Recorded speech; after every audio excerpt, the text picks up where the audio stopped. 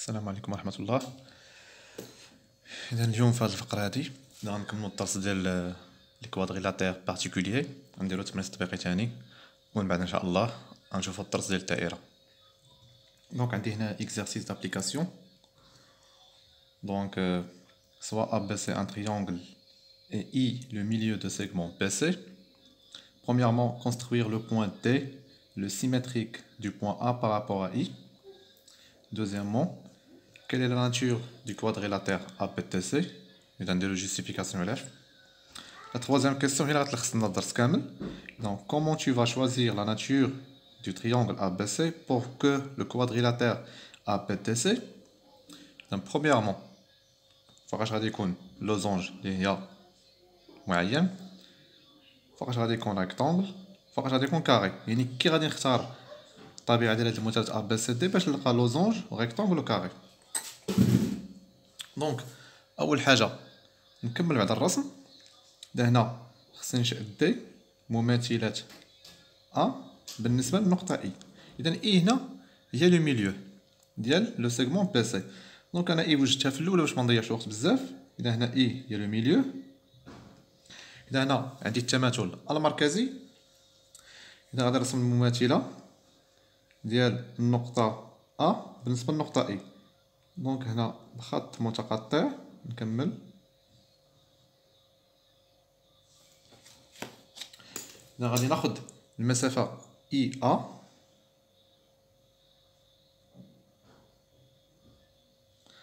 دونك هنايا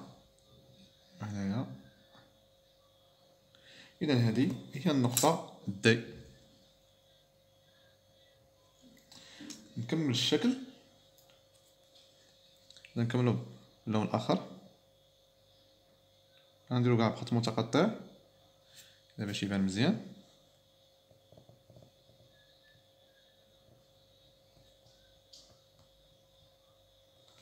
لاحظوا الشكل بانه متوازي الاضلاع. اذا هذا اولا. دابا نبين ثانيا الطبيعه ديال هذا الرباعي هذا. دونك اذا لاحظنا راه باين متوازي الاضلاع. اذا اش غادي نستخدم هنايا قبل ما نكمل؟ اذا نسيت رموز التقايس، لان الدي مماثله ا بالنسبه لاي. دونك هنا غادي نستعمل الخاصيه الاولى ديال متوازي الاضلاع اللي هي عكسيه، لان انا خصني نبينو انه متوازي الاضلاع. دونك هنا انا عارف بان اي منتصف القطعه بي سي. عندي دي مماثله ا بالنسبه للنقطه اي. دونك اي هي منتصف ديال القطعه ا دي. اذا فواحد الرباعي اذا كانوا لي قطرين نفس المنتصف فهو متوازي الاضلاع. دونك هادشي اللي غادي ندير هنايا. دونك هنا ثانيا.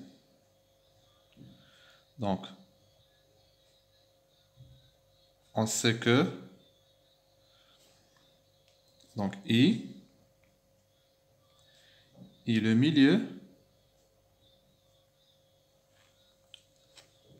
milieu de PC. donc PC كتبتها انا باختصار بين معقوفتين راه هي قطعه هذه عارفينها. اي شنو اخر عندي دي et le symétrique de A par rapport à I. Donc إذا كانت D le symétrique de A par rapport à I, donc signifie que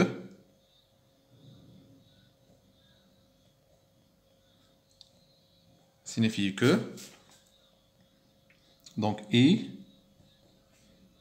est le milieu de غتكون AD. دونك دابا لقيت واحد الرباعي اللي قطريه نفس المنتصف. اذا الشكل بطبيعه الحال غادي يكون متوازي الاضلاع. نكتب alors le quadrilatère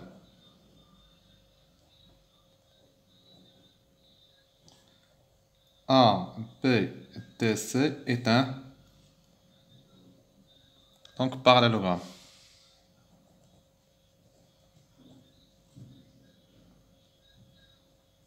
Voilà. Donc d'abord la deuxième question. D'abord نشوفو la troisième question. دونك هنا دابا السؤال هو كيفاش خصني ناخد الطبيعه ديال هاد المثلث ا بي سي باش الشكل هذا الرباعي ا بي تي سي مره يكون لوزونج، وفوقاش خصني نختار الطبيعه ديالو باش يولي ان ريكتانغل يعني مستطيل، وكيفاش خصني ناخد الطبيعه ديالو نختار الطبيعه ديال هذا المثلث باش يولي كاري.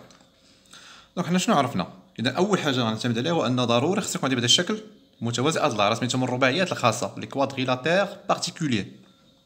دونك راه ديجا سي ان باراليلوغرام يعني راه متوازي اضلاع. دونك فوقاش يكون لوزونج؟ شنو شفنا حنا في لوزونج؟ قلنا دو كوتي كونسيكوتيف ايغو. اذا كانوا عندك متوازي اضلاع وهاد الضلعين يكونوا متتابعين متقايسين، يعني غادي يكون الشكل عباره عن معين. اذا كانوا هادو متقايسين غيولي الشكل معين. دونك اذا كانوا هاد الضلع سي ا يقيس الضلع ا بي، اذا شكون غتكون الطبيعه ديالو؟ غادي يكون مثلث متساوي الساقين. غادي نكتب هنا سي دونك ا بي سي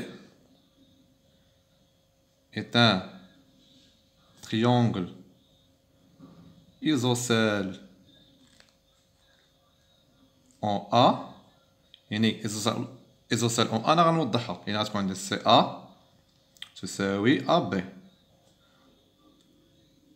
alors A B D C est un losange. هذا هو السؤال الاول. دونك اذا كان هذا سي ا تساوي ا بي يعني مثلث متساوي الساقين في ا، راه باينه غادي يكون الشكل عباره عن معين. اذا دوزيامون فوقاش غادي يكون هذا الشكل او هذا الرباعي مستطيل. دونك لاحظوا معايا حنا شفنا مستطيل يا اما قطران متقايسان ولا شفنا ضلعين يشكلان زاويه قائمه. دونك حنا القطرين ما عندناش هنايا، هو قالوا لنا في السؤال خصنا نميز السؤال، قالوا لنا نختار الطبيعه ديال المثلث ا بي سي. دونك هذا المثلث لاحظوا معايا اذا كان هنا هذا المثلث قائم الزاويه في ا، يعني اش غادي يكون الشكل؟ اذا الا بقيت جريت هذا الشكل كلشي غادي يتجر، يعني غنجرو. اذا ولا هنايا الضلع ا بي هنايا غيولي هنا، اذا هذا غيولي هكذا عمودي، اذا غيولي الشكل مستطيل.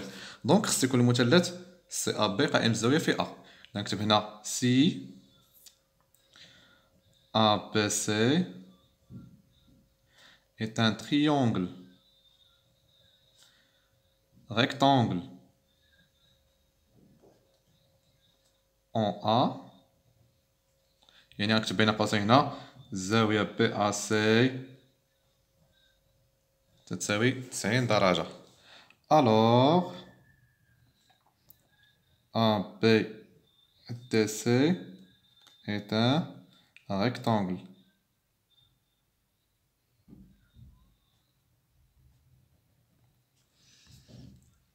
مزيان. دونك هنا نجيو لابارتي الاخرانيه فوقاش غيولي هذا كاري. اذا كي خص يكون هذا المثلث باش يولي ان كاري يولي مربع. اذا خصني كي غنختار الطبيعه ديال المثلث باش يولي الرباعي ان كاري. دونك لو كاري شنو عندي اما ضلعين متتابعين متقايسين وحاملهما متعامدان. وشفنا بانه يكون عندي قطران متقايسان وحواملهما متعامده. دونك هنا ما عنديش هنا الحوامل، القضيه ديال القطران والحوامل ديالهم متعامدين ما كايناش هنايا. اذا هنا عندي طبيعه المثلث. دونك هنايا تخيلوا معايا بان سي ا تساوي ا بي